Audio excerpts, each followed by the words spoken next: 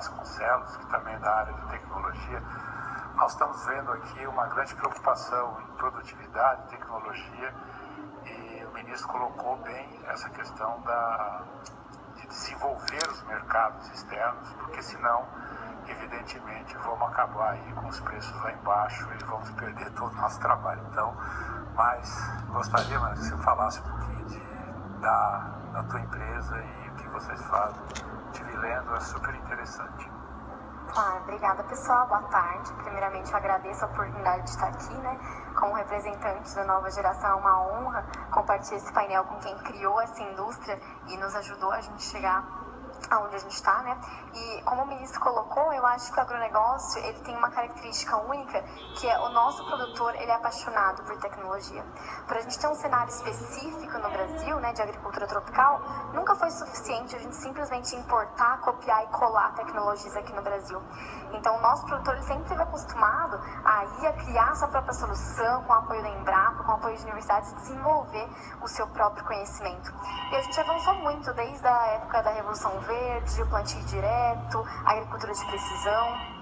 E mesmo com todo esse avanço, a gente ainda tem uns grandes desafios pela frente, né? A gente tem que aumentar a nossa produção em quase 70% para alimentar as 9 bilhões de pessoas, e 90% desse aumento é esperado que venha do uso de tecnologia para aumentar a eficiência. E os outros 10% de aumento de terras, principalmente América Latina e África, onde o Brasil tem um papel de grande relevância.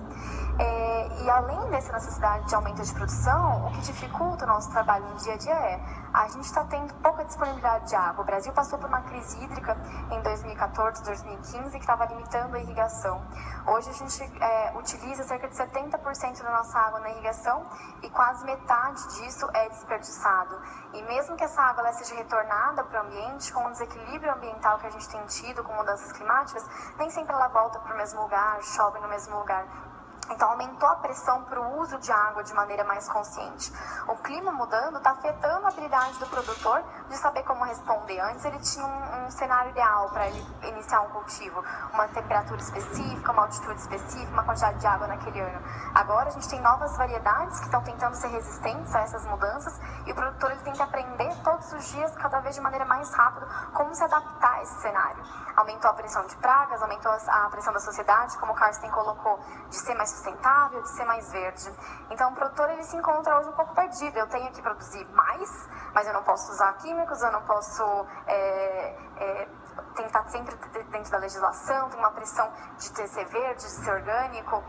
Então, eu sou filha de produtor e eu cresci acompanhando esse dilema. O que eu faço, como é que eu produzo mais, como é que eu reduzo meus custos, como é que eu atendo a necessidade que o meu consumidor quer na ponta. E a gente sempre confiou muito na nossa intuição, no que o nosso vizinho estava fazendo. E quando a gente teve a crise hídrica em 2015, a gente ficou sem água, a gente perdeu produtividade. E eu queria mudar o jeito que esse processo de decisão, o jeito que estava acontecendo essa dinâmica no campo. Então, ainda na faculdade, a gente começou a pesquisar no mercado como que a gente podia ajudar o meu pai e os produtores da nossa região a fazerem melhores decisões, a conseguir tomar uma decisão que era baseada em fatos.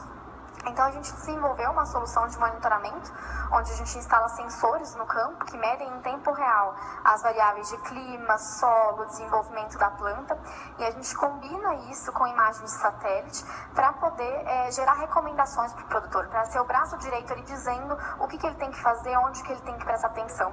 Porque agora a gente tem um monte de solução, como a Cristina colocou. São vários aplicativos, vários dados, e o produtor fica perdido.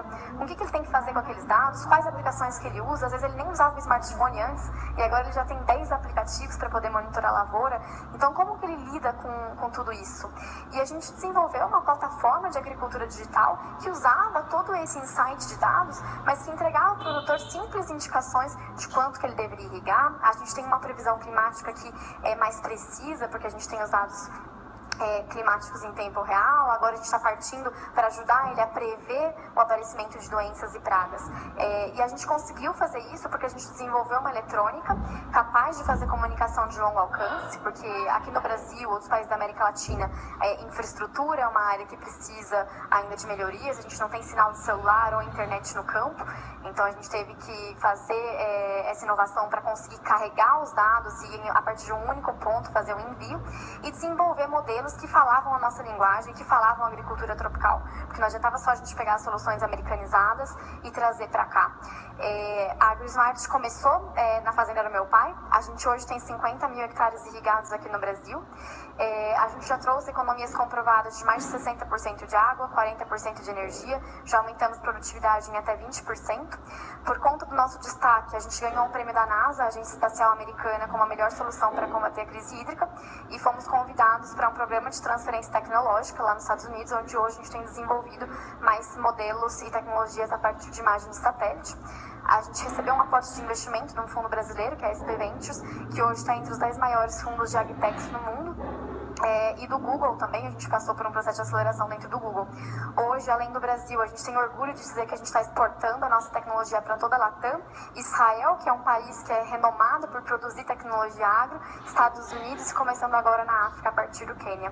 E como a Cristina colocou, eu acho que a história comigo foi a mesma. Eu não tinha um mínimo interesse no campo, eu fui estudar administração, fui trabalhar na Bosch, gostava de tecnologia, e quando eu vi uma oportunidade que eu podia utilizar algo que fazia parte da minha realidade no campo e voltar a ajudar aquilo que eu já conhecia, me deu uma paixão e uma motivação para levar isso para frente. E a gente encontra hoje, a Syngenta tem um programa muito interessante chamado Thought for Food, que está empoderando a juventude que está pensando no futuro da agricultura. Então nós somos uns embaixadores globais e estamos aí levando a cara do Brasil para provar que o Brasil não só tem a vocação agrícola, mas também pode produzir tecnologia e pode exportar. Bom, é isso, pessoal. Obrigada. Obrigado.